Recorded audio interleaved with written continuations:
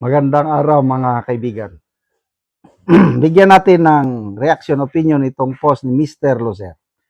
Pahayag ito ni Senator Erwin Tulfo tungkol sa gaganapin na Blue Ribbon Committee hearing bukas, flood control. Anong kinalaman ng mga senador dyan? Erwin Tulfo, pinababayaan sa DPWH ang flood control projects. Iginiit ni Senator Erwin Tulfo na hindi dapat pinakialaman ng mga senador at kongresista ang mga flood control projects at dapat itong ipaubaya sa DPWH. Sa gitna ng usapin tungkol sa flood control funding, sinabi ni Tulfo na kung may mga pork barrel o pundong kontrolado ng mga mambabatas, mas mabuting ilaan na lamang ang maito sa DPWH upang mapabilis ang pagpapatupad ng mga proyekto. Sabi niya, huwag natin pakialaman yung flood control na yan, leave it to DPWH. Ngayon, kung meron kayong mga pork barrel dyan, i-donate nyo na lahat sa DPWH. Anong kinalaman ng senador, kongresista? Sabi niya. Ang pahayag ng senador ay kasunod ng patuloy na diskusyon hinggil sa paggamit ng pondo para sa mga flood control project at mga panawagang masusing siyasatin ang implementasyon ng mga ito. Ay, nako. Ang naintindihan ko sa kanya, ang punto niya, yung pag-implement. Yes. Pag-implement, balang DPWH. Kailang, ang katotohanan, ang mga district engineers ng DPWH kontrolado, ito ayon sa pahayag ni na Senator Lacson nung nag-pre-privilege speech pa siya. Nung hindi pa siya nagbago, Mayor Magalong, ang mga expose nila is kontrolado ng mga mambabatas ang mga engineer sa DPWH. Kaya talamak ang corruption sa DPWH dahil ang mga utak, kung may tatlong players sa flood control scandal, contractors, DPWH, and mga lawmakers. At dito, ang mga nagkukontrol sa lahat ay ang mga lawmakers. Kasama na yan sa bidding, sa DPWH. Kaya, implementasyon, yes, DPWH. Correct yan. Hindi naman mag-implement ang mga kongresista o senador. Kailan? May mga insertion eh. Makuha muna yung gusto nila. At ito ngayon, for the past 3 years, klarong-klaro na nalustay ang pera ng taong bayan. At magpasalamat ako sa Blue Ribbon Committee dahil ipagpapatuloy nila. Noong previous leadership, Soto, Lacson, kasama na si Tulfo, vice chairman siya noon ng Blue Ribbon, wala silang ginawa sa hearing. Hey! Sandali. Wala silang ginawang hearing. Kung meron man, for compliance. Kaya walang nangyari sa kanilang panahon. Ano ngayon? Itong Blue Ribbon, huwag pakialaman ng mga senador. Trabaho ng Blue Ribbon. Oversight, function nila yan ng Senado. Pakikialaman ng Blue Ribbon yung nangyaring nakawan. Umaasa kami, taong bayan, ako bilang taxpayer. Bilang taxpayer, ang pag-asa ko na lang is Blue Ribbon. Ombudsman, I'm sorry. Wala na akong tiwala sa ombudsman. DPWH, lalo na. ICI, wala na. Wala na talaga. DOJ, wala na. Ako na lang, ang inaasahan ko is Blue Ribbon Committee hearing sa pamumuno ngayon ng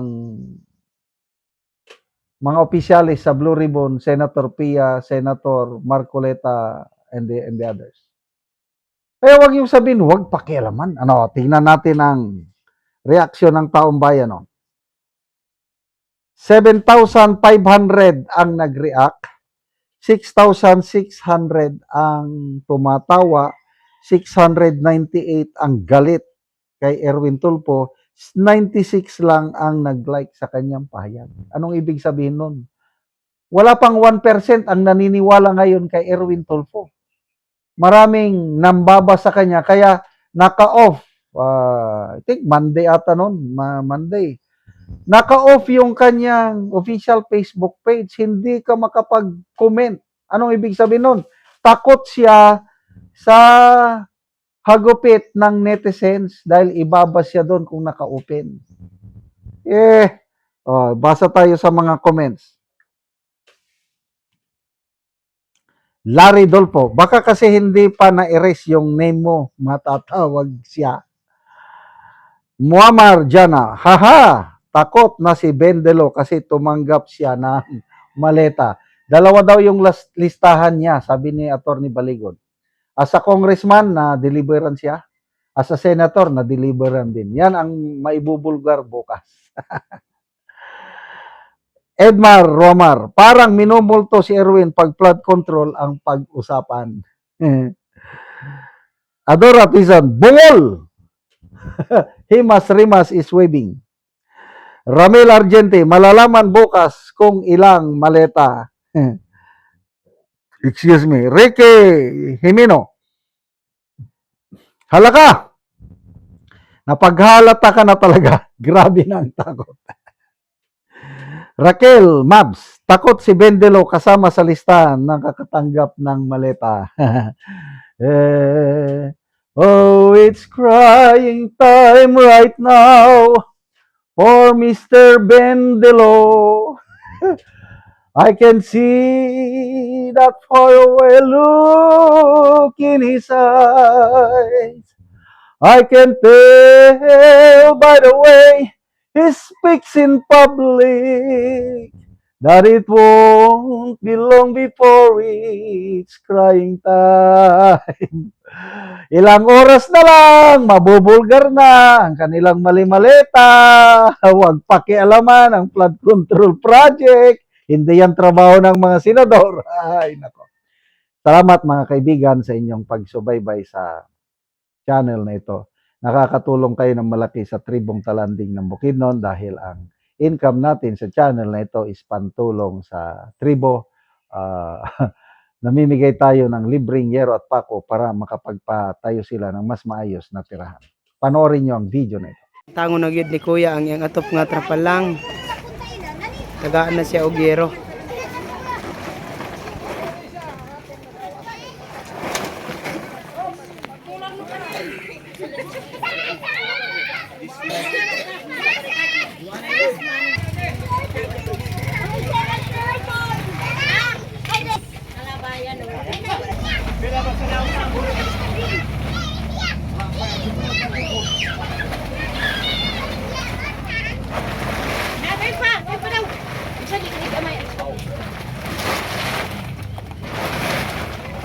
Kaya pa ako siya sa ito.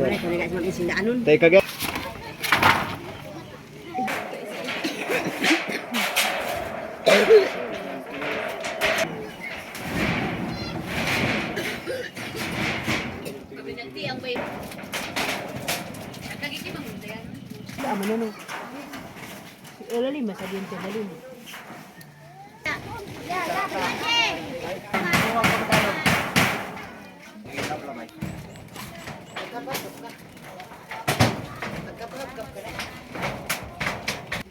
Salamat sa Ginoo nga nagtabang sa amoa o sa naghatag sa sin.